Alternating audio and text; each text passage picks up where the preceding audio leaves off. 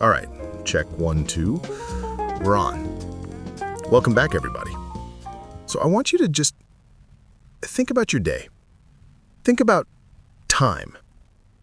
It just plods along, right? 1 second after another. What if it didn't?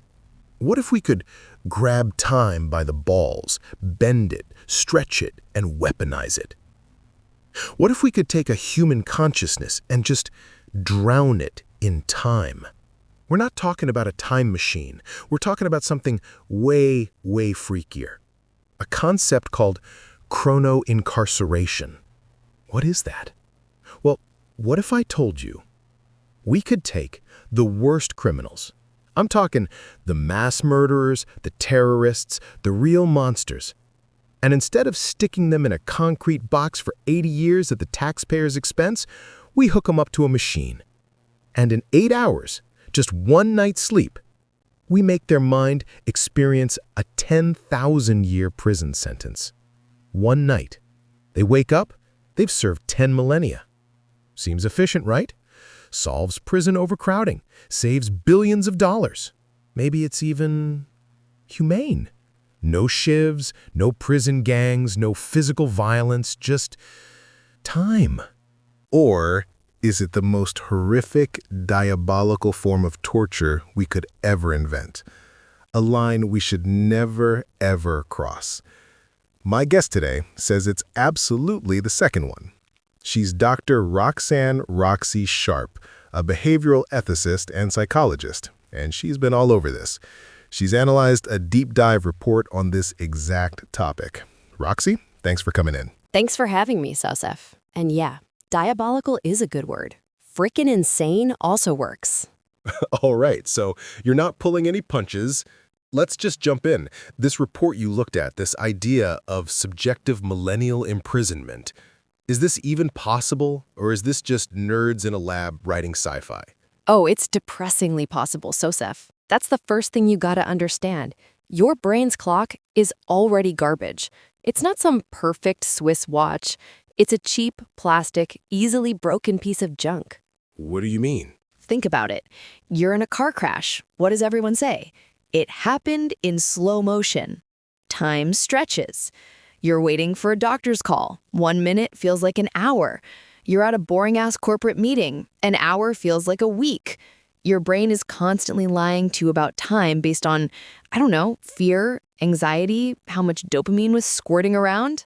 So this tachypsychia, right? The slow motion thing. Yeah, whatever, tacky, psych, whatever. Big words. All it means is your brain hits the panic button and the time part of your brain just craps itself. So these tech bros think, hey, what if we made the brain crap itself on purpose for like ever?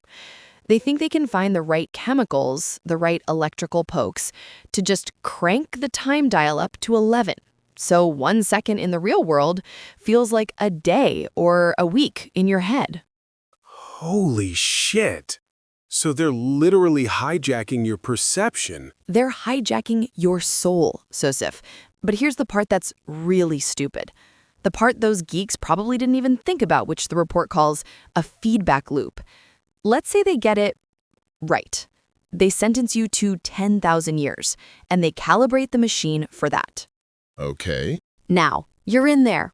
You know you're in there for 10,000 years. Are you gonna be calm? Are you going to be meditating? No, you're going to be in a state of absolute, screaming, pants-sweating terror. And what did we just say terror does to your sense of time? It slows it down even more. Bingo! So the machine is hitting you with the 10,000-year whammy, and your own brain is hitting you with the panic whammy on top of it. Your 10,000-year sentence just became 20,000 or 50,000 or a psychological eternity from which you never, ever mentally come back. It's an uncontrollable, runaway torture coaster, and they're trying to sell it as a calibrated punishment. It's ridiculous. Man, that's a terrifying thought. But Roxy, let's play devil's advocate. I mean, I see the numbers. Our prison system is a disaster. It's overcrowded. It's unbelievably expensive. We spend, what, 50, 60 grand per prisoner per year? In some states, it's way more. And for what? Guys get out and just commit more crimes. The recidivism hamster wheel. Yeah. Right, so if you could take a guy who just did something truly awful, something that deserves a life sentence, why not do this? You plug him in for one night, it costs, what, a few bucks in electricity? Society is safe, the taxpayer is happy, the prisons have an empty bed? Isn't that just a smart, efficient solution to a real-world problem? Efficient? Sure. You know what else is efficient, Sosif? A wood chipper. A guillotine is super efficient. Doesn't make it justice. You're talking about fixing a problem by inventing a new, worse problem. But the argument is that it's humane. No one's getting beaten. No one's getting shivved by another inmate. You're just in a virtual world. Maybe they even make the virtual world nice. A peaceful farm. You just have to stay there for 10,000 years. Oh my God. That's the dumbest argument I've ever heard. But the cage is gilded. Who cares? It's a cage for 10,000 years. You don't think that's better than a real prison? Let me ask you this. Which is worse? I punch you in the face hard one time. It hurts. Your nose is broken. Or I tie you to a chair. I don't lay a finger on you, but I convince you 100% that you will sit in that chair alone for the next 5,000 years. Which one is worse? The chair. Of course it is. It's not even close. One breaks your nose, the other annihilates your mind. This isn't about humane. This is about trading physical torture for psychological torture and claiming you're some kind of saint for doing it. It's a marketing gimmick for cruelty. So you're saying this is legally torture? Duh. Yeah, of course it is. The UN Convention Against Torture, this big international treaty everyone signed, it's super clear. Torture is any act that intentionally inflicts severe pain or suffering, whether physical or mental, for punishment. Severe mental suffering. What part of living for 10,000 years in a box do you think isn't severe mental suffering, Sosif? Even if it's a nice box. The sheer, crushing, existential despair of knowing you have 9,000 years left, then 8,000, then 5,000. That duration is the torture. The hopelessness is the torture. Okay, but the lawyers, they'll have a field day with this. That same UN document has that loophole, right? The lawful sanctions exception. It says torture does not include pain or suffering arising only from lawful sanctions. The loophole, yes. It's not torture if we pass a law saying it's not torture defense. So, if the government passes the Chrono-Incarceration Act of 2030 and a judge sentences a guy to it, it's now a lawful sanction. The mental suffering is just incidental, right? Checkmate, ethicist. Oh, Sosif, you're killing me. That's such a slimy, weaselly argument. You can't do that. You can't just legalize torture and then say it's not torture anymore because it's legal. That makes the entire treaty meaningless. So the sanction itself has to be not torture. Yes, it's not a loophole, it's a clarification. It means the normal sucky parts of prison, like, being bored, missing your family, eating crap food, that stuff isn't torture. That's just the incidental suffering. But this new thing, the suffering isn't incidental. The suffering is the entire point. The mechanism of the punishment is the infliction of severe mental suffering. It's like building a machine whose only purpose is to cause agony and then calling it a lawful judicial chair. No, you built a torture device. So it's a direct assault on the mind. It's the ultimate assault. This report you mentioned, it compares it to solitary confinement, and we know what solitary does to people. We have the data. It's not a timeout. It breaks their brains. We can literally see it on scans. The hippocampus, that's your memory and learning part. It shrinks. The amygdala, that's your, a spider, freak-out center. It gets huge and overactive. Solitary confinement physically ruins your brain. And that's just after a few months or years. Exactly. This new tech is it's perfected solitary confinement. It's not just isolating you from other people, it's isolating you from your own body, from the real world, from time itself. The damage wouldn't just be bad, it would be total. You're not just putting someone in a room, you're trapping their consciousness in a burning building for a subjective eternity. It's the perfect toll for destroying a human mind. Wow. I need to process that. But let's push forward. Let's talk about the other big principle of justice, proportionality. The punishment should fit the crime. Proportionality. Oh boy. This one's my favorite. No, I'm serious. This is what the whole system is built on, right?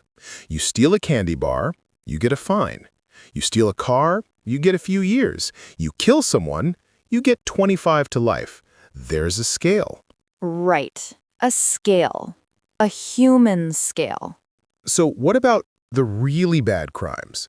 The guys who blow up a building full of kids, the serial killer who tortures dozens of people. A life sentence, does that even fit? Maybe this is the only proportionate punishment for those kinds of monsters. Maybe they deserve 10,000 years of hell. Deserve. Sosif, what crime, what finite human act fits with 10,000 years? I don't know, but No, think about it. 10,000 years. That's all of recorded human history, from the first cave paintings to now. Twice. You're saying a guy who committed a crime that took, what, an hour? A year? He deserves a punishment that is twice as long as human civilization? It sounds crazy when you put it like that. It is crazy. It's not proportional because it's not on the scale anymore. It's like your kid spills juice on the carpet. A proportionate response is, okay, you're cleaning that up and no TV. A disproportionate response is, okay, I'm cutting your legs off. It's so far beyond the original crime that it's not in the same universe. So it breaks the idea of a scale. It annihilates the scale. The report calls it a collapse of the principle. Right now, a judge has discretion. He can say, this was bad, but you had a tough life, 20 years. Or, this was heinous, 40 years. There are degrees. With this tech, what's the choice? It's either 40 years or infinity. There's no middle ground. You can't say, well, he was pretty bad, let's give him 5,000 years instead of 10,000 years. To a human mind, 5,000 years and 10,000 years are the same thing. They're both forever. You've replaced a system of justice with a simple, stupid, binary vengeance button. What about the other goals of punishment? Like rehabilitation, reforming the person. Reforming them? Are you kidding me? Well, maybe 10,000 years of thinking about what you did, you'd come out a better person. Sosif, you don't reform someone by putting their brain in a blender for a millennium. You don't heal a patient by destroying them. You're not going to get a reformed monk. You're going to get a gibbering, traumatized puddle of a human being. We don't know that. We do know that. This is the Star Trek episode. You're talking about Hard Time from Deep Space Nine. Is that a real thing? Yes, Chief O'Brien. He gets convicted. They give him 20 virtual years in prison. It takes a few hours. He comes back, and he's broken. He's having vivid flashbacks. He's violent. He's alienated from his wife. He has crippling PTSD. He almost kills himself right there on the station because he can't live with the 20 years of memories in his head. And that was 20 years, Sosef. Now multiply that by 500. You're not reforming anyone. You are psychologically executing them. It's demolition, not reform. Okay, so it's torture. It's not proportional. It's not reform. But what about just deterrence? Keeping other people from doing it. Also, dumb. Why? If I know that if I commit murder, I will face 10,000 years of subjective hell, I'm probably not going to do it. That's a hell of a deterrent. Is it, though? Is it really more of a deterrent than life in prison without parole? Your human brain, it's just not good with big numbers. The threat of spending the rest of your life 50, 60 years in a box is a very real, very tangible, horrible thing. You can imagine that. Can you really imagine 10,000 years? No, it's just an abstract number. It's like a zillion. Does a zillion years scare you more than 50 years? It's just a lot. It's a threat so big it becomes meaningless. So you're inflicting this infinite cruelty for basically zero extra benefit. It's just stupid. Man, this is dark. But this brings me to the last point. The one that, honestly, this is the one that's been bugging me the most since I read the outline. Ah, you mean the oopsie factor. The oopsie factor. Yeah. What if we get it wrong? Our justice system, it's run by people. People screw up. Cops lie. Witnesses are wrong. Lawyers are lazy. We know this. We've seen it. We have the data, Sosif. It's not a what if, it's a when. That report quotes a study.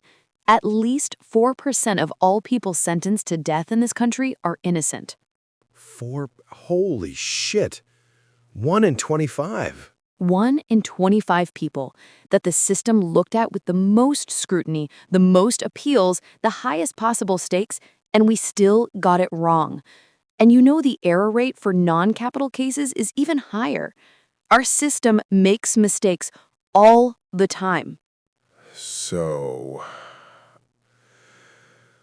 let's walk this through. We arrest some guy. The case is a slam dunk. An eyewitness says it was him. The prosecutor wants to make an example. The jury convicts. The judge puts on his angry face and sentences him to 10,000 subjective years. Right. They hook him up. He goes in. The 8 hours pass. And the next morning, the real killer confesses. Or a lab tech finds new DNA evidence. Oh shit, it wasn't him. Our bad. What do we do, Roxy? What do we do? We unplug him. We say, you're free to go, man. Sorry about that. Here's a check for $1 million. $1 million, $1 billion, $1 trillion. What does it matter? It doesn't? It doesn't. Because the person you unplug is not the person you plugged in. The person you plugged in was an innocent guy, maybe a plumber, liked to fish on weekends. The person you unplugged is a 10,000-year-old being, a creature whose entire conscious existence is a memory of a 10 by 10 virtual cell. He remembers the rise and fall of empires, the death of suns, all from inside a box. He's gone. You can't pay him back. You can't fix him. You can't apologize. You've overwritten his soul with a database of trauma. God, it's an uncorrectable error. It's the most uncorrectable error. The PDF makes this point, and it floored me. It argues this is worse than a wrongful execution. How can it be worse than killing an innocent person? Because when you wrongfully execute someone, it's a tragedy. It's a state-sponsored murder. It's an atrocity.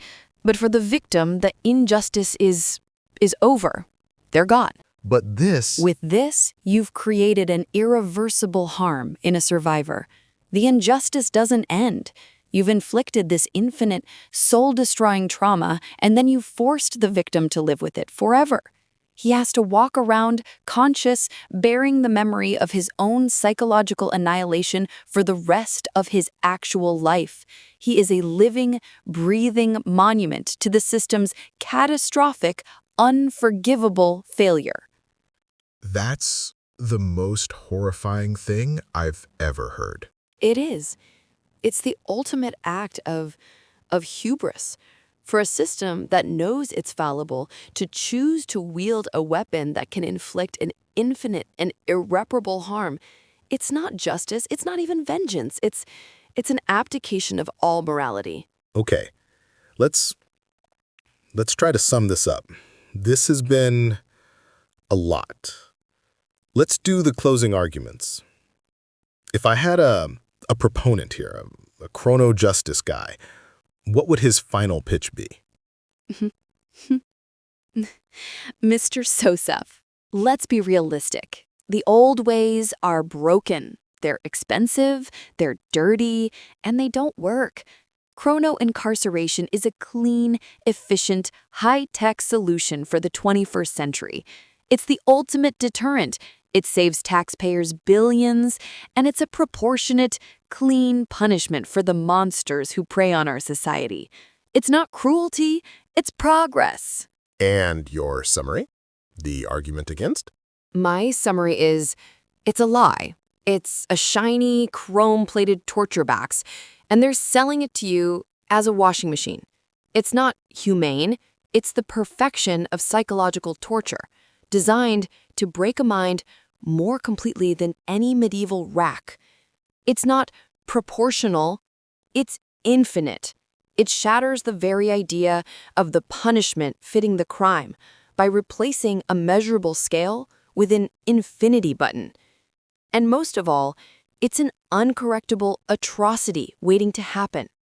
Because our system is run by flawed, screw-up-prone humans, we are guaranteed to one day inflict this infinite, unfixable, soul-destroying cruelty on an innocent person.